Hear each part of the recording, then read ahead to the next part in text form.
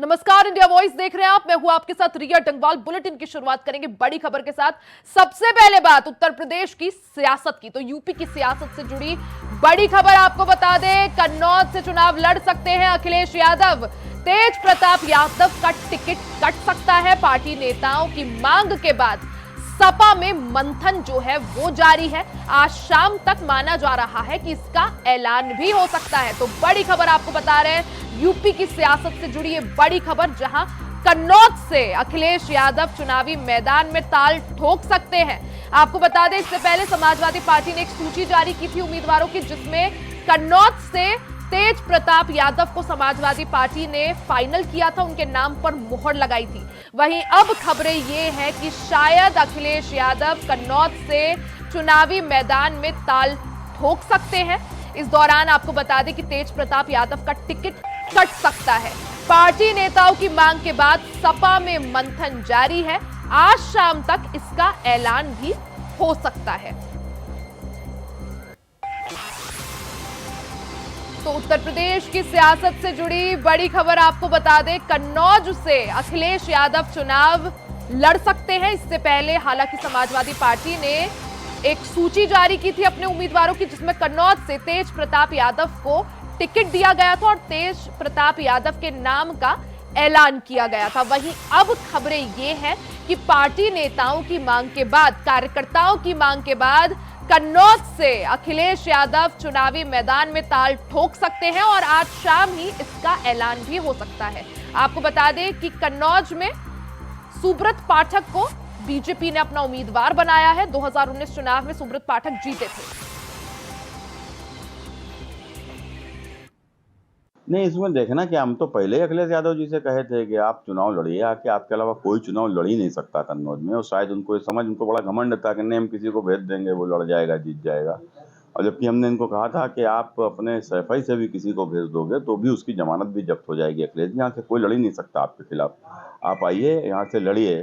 और मुझे अच्छा लग रहा है कि अखिलेश मेरे खिलाफ चुनाव लड़ने आ रहे हैं और उनका ये घमंड कि जो किसी को भी मेरे खिलाफ लड़ा के जिता देंगे, उनका घमंड टूट रहा है। और वो समझते थे कि यदि तेज प्रताप यादव को यहाँ से चुनाव लड़ाया तो समाजवादी पार्टी खत्म हो जाएगी और उनकी पार्टी के 80% मतदाता और कार्यकर्ता मेरे साथ खड़े हो जाएंगे।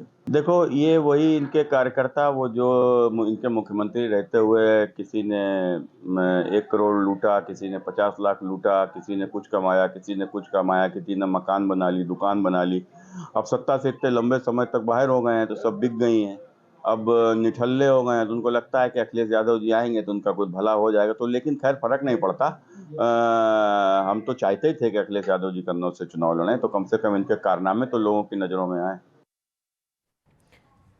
ग्राफिक्स के माध्यम से आपको बता देते कौन कौन सी वो सीटें हैं जिस पर समाजवादी पार्टी कंफ्यूजन की स्थिति में दिखी। मुरादाबाद में पहले एसटी हसन का नाम सामने आया, बाद में रुचि वीरा।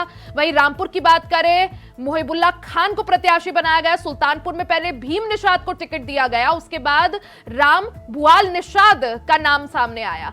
मेरठ में भी कंफ्यूजन दिखा, पहले भानु प्रताप, उसके बाद अतुल प्रधान और फिर तीसरा उम्मीदवार आया सुनीता वर्मा।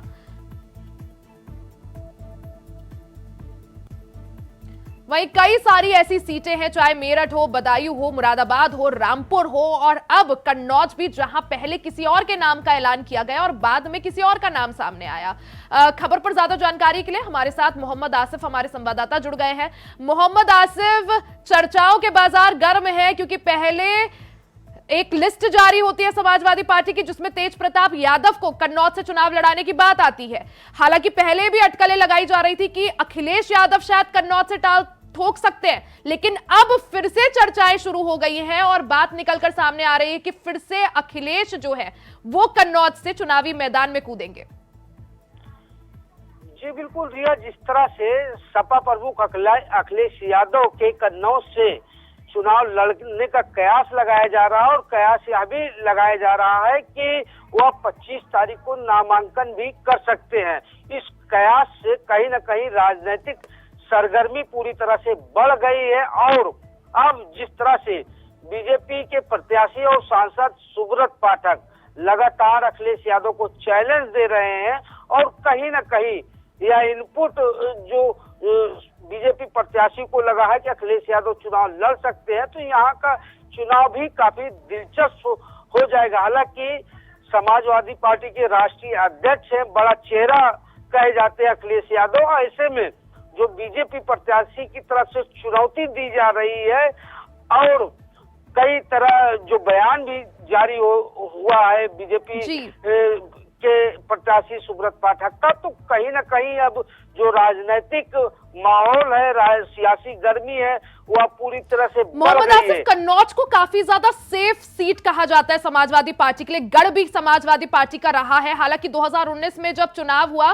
तो सुब्रत पाठक से हार गई थी डिंपल यादव। अब क्योंकि कन्नौज के रण में अखिलेश यादव का नाम सामने आ रहा है, एक तरफ अखिलेश यादव, दूसरी तरफ सुब्रत पाठक, क्या लगता है मोहम्मद आसिफ, कितना रोचक और रोमांचक ये कन्नौज का रण हो जाएगा अगर अखिलेश यादव चैलेंज जिस तरह से सुब्रत पाठक ने दिया है उन्हें और कन्नौज के रण में कूदते हैं?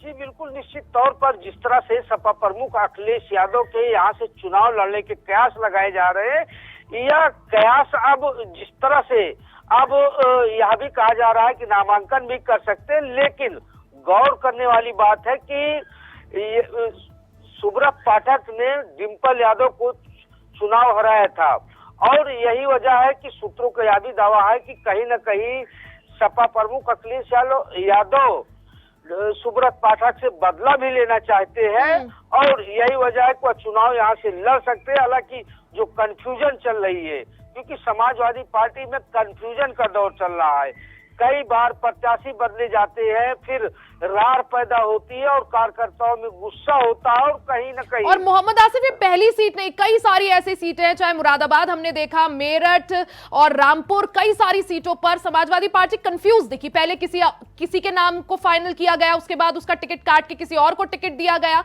और कन्नौज में भी यही स्थिति। पहले तेज प्रताप यादव, सूची जारी हो जाती है, नाम फाइनल हो जाता है और अब चर्चाओं के बाजार फिर से गर्म है। जी बिल्कुल, निश्चित तौर पर जो कंफ्यूजन की बात करें तो समाजवादी पार्टी में जिस तरह से कंफ्यूजन आई और समाजवादी पार्टी में पार्टी कार्यकर्ताओं यहाँ तक कि चाचा शिवपाल यादव से कंफ्यूजन के चलते टिकट बदलने को लेकर रार पैदा हुई थी। अगर यहाँ तेज प्रताप को हटाया जाता है, उनका टिकट कट किया जाता है, तो मुलायम परिवार में पूरी तरह से विघटन की स्थिति हो सकती है। और अब अखिलेश पूरी तरह से, एक तरफ उनका परिवार है तो दूसरी तरफ जो पार्टी कार्यकर्ता हैं कन्नौज के, वह लगातार दबाव बना रहे हैं कि अखिलेश यादव यहाँ से चुनाव लड़े, लेकिन वहीं दूसरी तरफ तेज प्रताप को भी पारिवारिक दबाव के चलते प्रत्याशी बनाया गया, मैदान में उतारा गया, क्योंकि मैनपुरी सीट से सांसद रह चुके हैं तेज प्रताप यहाँ पर। लेकिन जिस तरह से तेज प्रताप यादव का नाम सामने आया मोहम्मद आसिफ, मैनपुरी में उन्होंने मुलायम सिंह यादव के साथ कई सारे कैंपेन किए, लेकिन कन्नौज से उनका देखा जाए कोई खास वास्ता नहीं है, जनता के बीच उनका इतना जनता उनके साथ वो टच महसूस नहीं करती जितना अखिलेश यादव के साथ करती है। क्या यही वजह माने कि कन्नौज से जो भी कार्यकर्ता है समाजवादी पार्टी के, जो बड़े नेता है, वो अखिलेश यादव को चुनाव लड़ाने की मांग कर रहे हैं? जी बिल्कुल, तस्वीर साफ है रिया जी। जिस तरह से सपा प्रमुख अखिलेश यादव ने मैनपुरी यानी कि सेफ सीट डिंपल यादव को दे दी, यहाँ पर मैनपुरी से तेज प्रताप सांसद रह चुके हैं, लेकिन जब उनका मजबूत गढ़ बन गया तो यहाँ से उठाकर तेज प्रताप को कन्नौज फेंक दिया गया। और अब जब कन्नौज में तेज प्रताप ने चुनावी ताल ठोकी तो अब यहाँ पर सपा प्रमुख अखिलेश यादव चुनाव मैदान में उतरना चाह रहे हैं। तो ऐसे में असल वजह यह है कि अखिलेश यादव के बारे में यह कहा जाता है परिवार के बीच कि वह किसी और को मजबूत होने नहीं देना चाहते। और बता दें, इसकी वानगी भर चाचा शिवपाल यादव हैं। चाचा शिवपाल यादव को पूरी तरह से अखिलेश यादव ने साइडलाइन कर दिया था, काफी किरकिरी हुई, उसके बाद मान मनोवल हुआ और शिवपाल यादव को भले ही समाजवादी पार्टी के खेमे में शामिल किया गया, लेकिन कहीं ना कहीं अखिलेश यादव और शिवपाल यादव के बीच रार चल रही है और यह रार बदायूं सीट पर साफ तौर पर देखने जी को मिल बिल्कुल गई। मोहम्मद आसिफ, सपा में जो अंतरकलह चल रही है वो किसी से छिपी नहीं है और यही वजह है कि बार बार प्रत्याशी बदले जा रहे हैं। कभी किसी प्रत्याशी का कार्यकर्ता विरोध कर देते हैं, किसी प्रत्याशी का नेता विरोध कर देते हैं, तो यही चीज समाजवादी पार्टी में रिपीट होते हुए दिख रही है और यही कुछ कहानी और तस्वीर कन्नौज में भी सामने आ रही है। बहुत बहुत शुक्रिया आपका तमाम जानकारी के लिए। वहीं अमेठी से बड़ी खबर आपको बता दें, रॉबर्ट वाड्रा के समर्थन में अमेठी में पोस्टर्स लगे हुए हैं। गौरीगंज में कांग्रेस दफ्तर के बाहर पोस्टर्स लगाए गए हैं। तो बड़ी खबर आपको बता दें, खबर अमेठी से है, जहां एक तरफ केंद्रीय मंत्री स्मृति ईरानी चुनावी ताल ठोक रही हैं, तो वहीं दूसरी तरफ रॉबर्ट वाड्रा का भी नाम सामने आ रहा था। रॉबर्ट वाड्रा के समर्थन में अब पोस्टर्स भी अमेठी में लगाए गए हैं। गौरीगंज में कांग्रेस दफ्तर के बाहर ये पोस्टर्स लगाए गए हैं। दफ्तर के बाहर लगे पोस्टर्स में लिखा है, अमेठी की पुकार, रॉबर्ट वाड्रा अब की बार। तो बड़ी खबर आपको बता दें, जिस तरह से रॉबर्ट वाड्रा अमेठी से चुनाव लड़ने की इच्छा जता चुके हैं, उसके बाद अब इन पोस्टर्स का लगना उन चर्चाओं को और हवा दे रहा है, जिन चर्चाओं में ये माना जा रहा था कि रॉबर्ट वाड्रा को शायद अमेठी से चुनाव लड़ाया जा सकता है। तो अमेठी का रण रोचक बना हुआ है, क्योंकि एक तरफ केंद्रीय मंत्री स्मृति ईरानी है, जिन्होंने 2019 लोकसभा चुनाव में राहुल गांधी को अमेठी सीट पर हराया था। वहीं अब की बार अमेठी को लेकर सस्पेंस इसलिए भी बरकरार है क्योंकि कांग्रेस ने किसी भी प्रत्याशी के नाम का ऐलान अभी नहीं किया है। वहीं इस बीच चर्चाएं थी कि शायद रॉबर्ट वाड्रा पर दाव चल सकती है कांग्रेस और अब की बार रॉबर्ट वाड्रा को अमेठी से आगे किया जा सकता है। उन्हीं चर्चाओं के बीच अब ये पोस्टर्स सामने आए हैं। पोस्टर्स आपको दिखा रहे हैं जिसमें लिखा हुआ है, अमेठी की पुकार, रॉबर्ट वाड्रा अब की बार।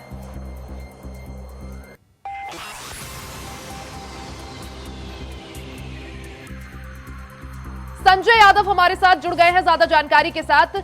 संजय, जिस तरह से पहले भी इस तरह से कयास लगाए जा रहे थे कि शायद रॉबर्ट वाड्रा को अब की बार कांग्रेस चुनावी मैदान में अमेठी से उतार सकती है, वहीं रॉबर्ट वाड्रा भी इच्छा जता चुके हैं अमेठी से चुनाव लड़ने की। इस बीच जिस तरह से पोस्टर्स का आना, कांग्रेस दफ्तर के बाहर इन पोस्टर्स का लगा होना जिसमें लिखा है अमेठी की पुकार, रॉबर्ट वाड्रा अब की बार, उन तमाम तरह के दावों को और हवा दे रहे हैं पोस्टर्स। रिया जी, आपको बता दें कि जैसे जैसे 2024 के लोकसभा चुनाव की तारीखें नजदीक आ रही हैं, वैसे वैसे अमेठी की सियासत गर्म होती जा रही है, क्योंकि अमेठी पहले से एक हॉट सीट मानी जाती है और ऐसे में अमेठी की जो चर्चा है वो बड़े पैमाने पर पहले भी होती थी और कहीं ना कहीं कांग्रेस का गढ़ होने के नाते जब ये कांग्रेस का गढ़ 2019 में ध्वस्त हुआ था, उसके बाद से ये हॉट सीट हमेशा से बनी रहती है। ऐसे में आपको जानकारी के लिए बता दें, जहां एक तरफ कांग्रेस पार्टी जो है अपने प्रत्याशियों की सूची अमेठी में जारी नहीं की है, वहीं दूसरी तरफ एक बार फिर चर्चा में अमेठी इसलिए आ गई क्योंकि आज रात जो है वो रॉबर्ट वाड्रा का जो पोस्टर है वो लगाया गया गौरीगंज मुख्यालय पर, जो उनका कार्यालय है, कांग्रेस पार्टी का कार्यालय है। और दूसरा संजय, कांग्रेस दफ्तर के बाहर रॉबर्ट वाड्रा के पोस्टर लगा होना जिसमें लिखा होना बड़े शब्दों में, स्पष्ट शब्दों में, अमेठी की पुकार, रॉबर्ट वाड्रा अब की बार, क्या माना जाए, क्या संकेत देने की कोशिश?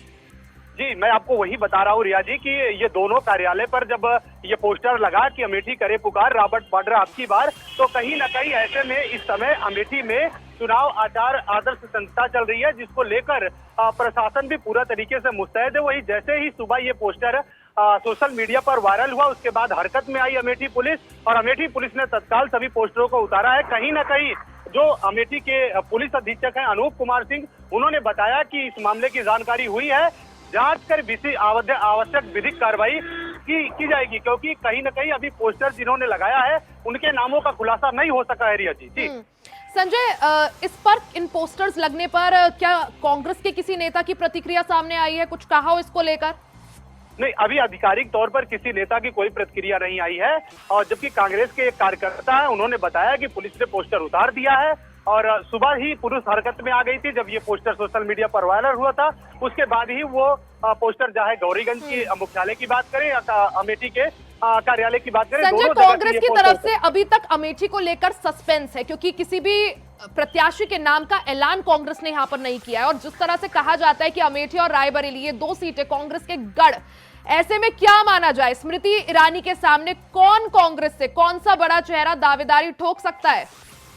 रिया जी, आपको बता दें कि एक तरफ जहां लगातार 10 साल से 5 साल हारने के बाद भी स्मृति ईरानी लगातार अमेठी क्षेत्र में सक्रिय रही, वही 5 साल से वो अमेठी की सांसद और केंद्रीय मंत्री होते हुए भी अमेठी में लगातार अपना सक्रिय रही। उसके बाद कहीं ना कहीं ये जो गांधी परिवार की पारंपरिक सीट मानी जाती है, जो गांधी का गढ़ माना जाता है, ऐसे में जो अमेठी में कांग्रेस के कार्यकर्ता है, उनका यह मानना है कि गांधी परिवार का कोई चेहरा यहाँ से चुनाव लड़ेगा। यानी अभी भी लोगों का यही कहना है, जो कांग्रेस के आधिकारिक तौर पर जो कार्यकर्ता हैं, जो उनके बिल्कुल संजय, कांग्रेस के जो नेता हैं या फिर कार्यकर्ता हैं, वो गांधी परिवार से किसी सदस्य को यहाँ पर चुनाव लड़ाने की मांग कर चुके हैं। अब सवाल यही कि आखिर कब कांग्रेस यहाँ पर अपने पत्ते खोलेगी और नाम के ऐलान करेगी। बहुत बहुत शुक्रिया आपका तमाम जानकारी के लिए। तो वहीं खबर पलामू से है। बीजेपी प्रत्याशी विष्णु दयाल राम ने अपना नामांकन किया। नामांकन में केंद्रीय मंत्री जनरल वीके सिंह मौजूद रहे। बीजेपी प्रदेश अध्यक्ष बाबूलाल मरांडी और रविंद्र राय भी इस दौरान मौजूद रहे हैं।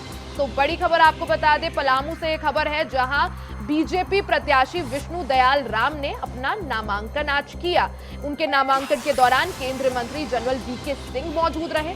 साथ ही कई और दिग्गज नेता भारतीय जनता पार्टी की तरफ से मौजूद रहे। बीजेपी प्रदेश अध्यक्ष बाबूलाल मरांडी और रविंद्र राय भी इस दौरान मौजूद रहे। तो लोकसभा चुनाव को देखते हुए हलचल पूरी तरह से तेज है। इस दौरान पलामू से बीजेपी प्रत्याशी विष्णु दयाल राम ने अपना नामांकन किया। उनके नामांकन के दौरान केंद्रीय मंत्री जनरल वीके सिंह और बीजेपी प्रदेश अध्यक्ष बाबूलाल मरांडी और रविंद्र राय मौजूद रहे।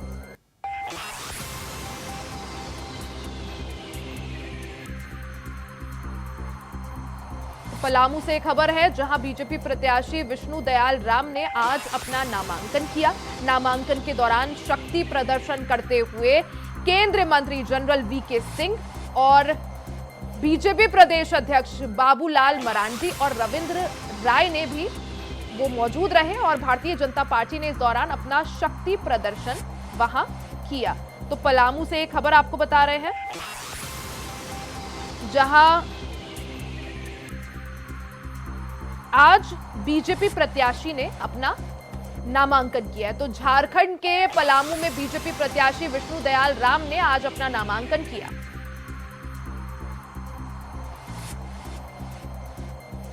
अजय पांडे हमारे साथ रांची से लाइव जुड़ गए हैं। अजय, लोकसभा चुनाव को देखते हुए हलचल तेज है। इस दौरान झारखंड के पलामू से बीजेपी प्रत्याशी विष्णु दयाल राम ने आज अपना नामांकन किया है। नामांकन के बाद किस तरह की हलचल देखने को मिल रही है?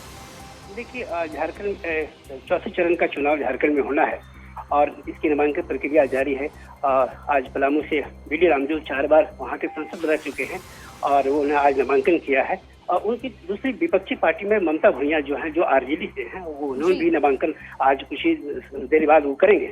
तो निश्चित रूप से जो पलामू सीट है, लगातार वो आरजेडी कह रहे कि हमारी ये पारंपरिक सीट रहा है, आरजेडी की सीट रही। वैसे में अब देखना होगा कि बीजेपी से जो लगातार 4 बार सांसद बीडी राम रहे हैं, अब वो किस प्रकार उनको शिक्कत देते हैं, ये देखने वाली बात होगी। अजय, क्योंकि जिस तरह से आपने कहा पलामू जो सीट रही है ये आरजेडी की रही है, उनका गढ़ कहा जा सकता है। ऐसे में बीजेपी की अब की बार सेंधमारी कर पाएगी और अगर कर पाएगी तो किस तरह की तैयारियां? क्योंकि आज हमने देखा जब नामांकन भी किया तो जनरल वीके सिंह भी मौजूद रहे। जी बिल्कुल, देखिए पलामू में लगातार देखिए एक ही मुद्दा हो रहा, वहाँ बेरोजगारी और कृषि लेकर के और औद्योगिक लेकर के मामला रहा है। और चूंकि कई बार सरकारें बनी और बदले भी, लेकिन जो मुख्य मुद्दा जो है पलामू का रोजगार को लेकर के, जो कृषि को लेकर के जो मामला है, औद्योगिक क्षेत्र का मामला है, ये आज तक इस पर किसी भी प्रकार से काम नहीं। हालांकि हर चुनाव वादे में ये बातें जोड़ी जाती है कि हाँ यहाँ के लोगों को रोजगार देंगे, यहाँ औद्योगिक बढ़ाएंगे, लेकिन इस बार ने बीजेपी ने ये बात कहा है कि हम जब ये अगली बार हम जो सरकार बनाएंगे तो निश्चित रूप से पलामू को हम एक औद्योगिक क्षेत्र के रूप में हम परिणित करेंगे, क्योंकि वहाँ संसाधने हैं और वहाँ भूमि है उसी प्रकार से, क्योंकि सारी चीजें संभावनिक चीजें हैं। बड़ा एक आबादी है, क्योंकि पलामू जो है वो राजधानी रांची जरूर हो सकता है, लेकिन पॉलिटिकल राजधानी, झारखंड की पॉलिटिकल राजधानी पलामू ही है। जी बिल्कुल अजय, बहुत बहुत शुक्रिया तमाम जानकारी के लिए। वहीं दिल्ली से आपको खबर बता दें, मनीष सिसोदिया को बड़ा झटका लगा है। मनीष सिसोदिया की न्यायिक हिरासत बढ़ा दी गई है। 7 मई तक न्यायिक हिरासत बढ़ाई गई है। सीबीआई हिरासत में बढ़ाई गई न्यायिक हिरासत। तो बड़ी खबर आपको बता रहे हैं, दिल्ली से खबर है जहां मनीष सिसोदिया को बड़ा झटका लगा है। आपको बता दें, दिल्ली के पूर्व उप मुख्यमंत्री मनीष सिसोदिया की मुश्किलें कम होती हुई नहीं दिखाई दे रही हैं। मनीष सिसोदिया की इस दौरान न्यायिक हिरासत बढ़ाई गई है। 7 मई तक उनकी न्यायिक हिरासत बढ़ाई गई है। तो दिल्ली शराब नीति घोटाले मामले में जेल में बंद है दिल्ली के पूर्व उप मुख्यमंत्री मनीष सिसोदिया, जिनकी मुश्किलें कम होती हुई नजर नहीं आ रही है। इस दौरान उनको एक और बड़ा झटका लगा है, उनकी न्यायिक हिरासत बढ़ा दी गई है। 7 मई तक न्यायिक हिरासत मनीष सिसोदिया की बढ़ाई गई है। तो देश में जहां एक तरफ लोकसभा चुनाव को देखते हुए जोर शोर से तैयारियां चल रही हैं, दूसरे चरण का 26 अप्रैल को मतदान है, वहीं दूसरी तरफ आम आदमी पार्टी पूरी तरह से मुश्किलों में घिरी हुई।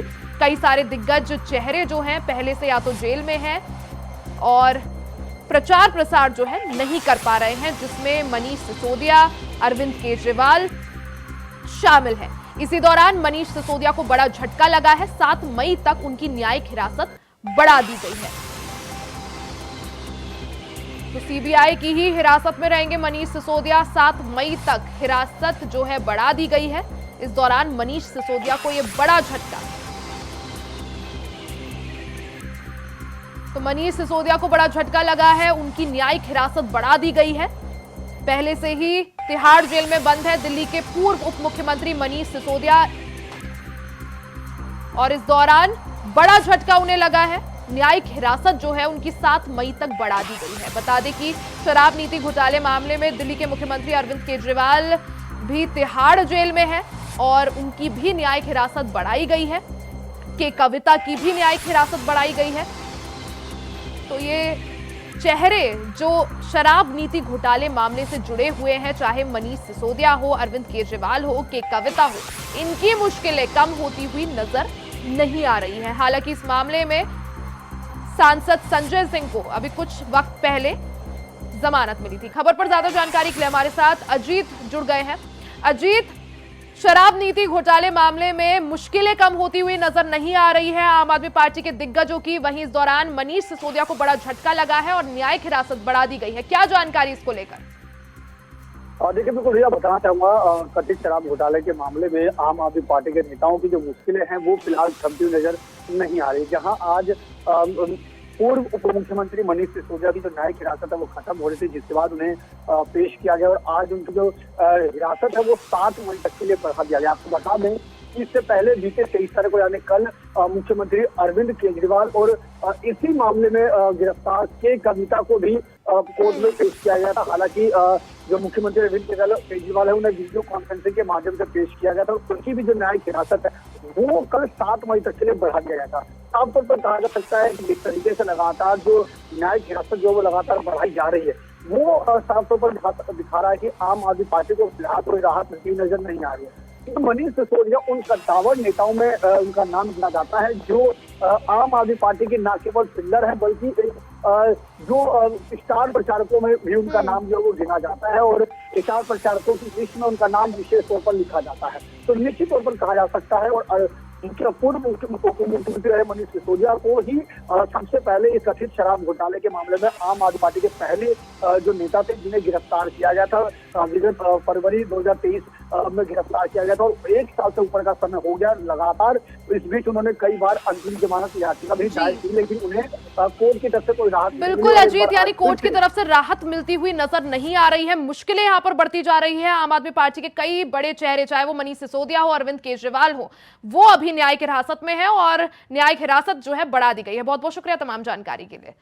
वही खबर मथुरा से है, जहां राष्ट्रीय लोकदल के नेताओं के सब्र का बांध टूट गया है, जिसमें राष्ट्रीय लोकदल के वरिष्ठ नेता कुंवर नरेंद्र सिंह ने कहा कि बीजेपी राष्ट्रीय लोकदल को तरजीह नहीं दे रही है और गृह मंत्री अमित शाह के मथुरा आगमन पर भी आरएलडी के वरिष्ठ नेताओं को नहीं पूछा गया, जिससे हम मान सम्मान से समझौता नहीं करेंगे। बता दें कि राष्ट्रीय लोकदल के नेताओं और कार्यकर्ताओं ने किसान भवन में बैठक की, जहां पार्टी के कई कार्यकर्ताओं ने जिला अध्यक्ष को भी बदलने की मांग की है। निकट है, 26 तारीख को मतदान होना है। भारतीय जनता पार्टी और राष्ट्रीय लोकदल का गठबंधन है। माननीय जयंत जी इसके लिए भरसक प्रयास कर रहे हैं। हमारी तो मात्र 2 ही सीटें हैं पश्चिमी उत्तर प्रदेश में, लेकिन भारतीय जनता पार्टी तो 80-85 सीटों पर लड़ रही है। और पश्चिमी उत्तर प्रदेश जो चौधरी चरण सिंह का, अजीत सिंह जी का प्रभावी क्षेत्र है, राष्ट्रीय लोकदल का प्रभावी क्षेत्र है, वहाँ भारतीय जनता पार्टी के कार्यकर्ता मतदान के लिए तैयारी कर रहे हैं। लेकिन वो जो तालमेल होना चाहिए, मैं चूंकि हस्तिनापुर का प्रभारी भी हूँ, उसमें 4 लोकसभा है, कैराना है, बागपत है, मेरठ है, मुजफ्फरनगर है, वहाँ गया भी हूँ। हस्तिनापुर जो कि बिजनौर में आती है विधानसभा, वहाँ भी गया हूँ मैं। तो वहाँ सब माहौल है तो फेवर में, लेकिन जो सम्मान कार्यकर्ताओं को मिलना चाहिए, लोकदल के कार्यकर्ताओं को गठबंधन होने के बावजूद वो नहीं मिल रहा है। तो इस बात की वेदना है हमको। हमारे नेतृत्व ने कोई निर्णय ले लिया, वो हमारे सिर माथे है। हम तो एक कार्यकर्ता हैं, सब लोग कार्यकर्ता, लेकिन कार्यकर्ता अपने सम्मान को बेच के कोई समझौता नहीं करेगा। इसी के साथ इस बुलेटिन में फिलहाल के लिए सिर्फ इतना ही। खबरों का सिलसिला जारी रहेगा, बने रहे हमारे साथ।